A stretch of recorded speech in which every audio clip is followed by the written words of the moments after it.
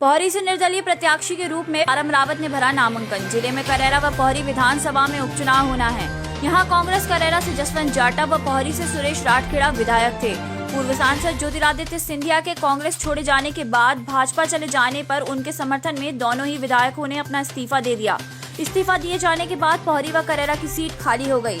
अब यहां उपचुनाव हो रहे हैं। पूर्व सांसद ज्योतिरादित्य सिंधिया के खास माने जाने वाले पारम रावत ने भी कांग्रेस छोड़ निर्दलीय प्रत्याशी के रूप में पौरी से ताल ठोक दी है।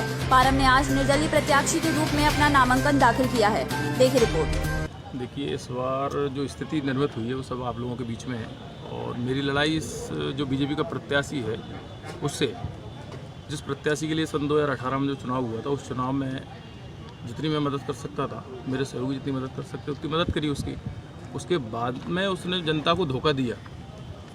ये पार्टी तो बाद में बदली है इनने, उससे पहले इन्हें जो धोखेबाजी लोगों के साथ में करी, छलावा किया और भ्रष्टाचार जो ज़बरदस्त इन्हें किया है, उसके खिलाफ मेरा संघर्ष है।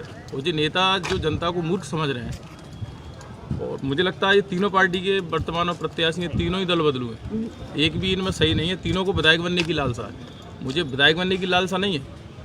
मुझे अगर कोई लालसा है, मेरा कोई मिशन है, तो जो नेता हैं, जो नेता जनता को मूर्ख समझते हैं, उनको सबक सिखाना मेरा मिशन है। इसलिए मैं चुनाव मैदान में उतरा हूँ। आपकी निष्ठा हमेशा सिंधिया के प्रति रही है, क्या कारण रहा कि इस बार आपको उनको भी छोड़ना? मैं गलत व्यक्ति के साथ नहीं दे सकता, और सिंधिया जी ने जिसको प्रत्याशी बनाया है वो गलत है। तो मेरी लड़ाई प्रत्याशी है उससे। मेरी लड़ाई बड़ी जो पार्टियाँ हैं, राष्ट्रीय पार्टियाँ हैं, जो जातिगत बाहुल्यता के आधार पर टिकट भी देती हैं, वो भी गलत है। तो उनको भी सबक सिखाना मेरा मकसद है। 5 साल आप जनपद उपाध्यक्ष रहे, अध्यक्ष रहे, क्या उपलब्धियां गिनवाएंगे अपनी? देखिए, मेरी उपलब्धियां तो मेरे मुंह से बताना तो ठीक नहीं है। ये तो क्षेत्र की जनता बताएगी कि मेरी उपलब्धि क्या है। और मैं तो इतने में ही अपनी उपलब्धि क्या, मैं इतने में संतुष्ट हूँ कि आज वर्तमान में अगर मुझे इतना जन समर्थन मिल रहा है, पब्लिक मुझे इतना रिस्पॉन्स कर रही है, वो मेरी सबसे बड़ी उपलब्धि है। इस मुद्दे को लेकर आप चुनाव लड़ रहे हैं?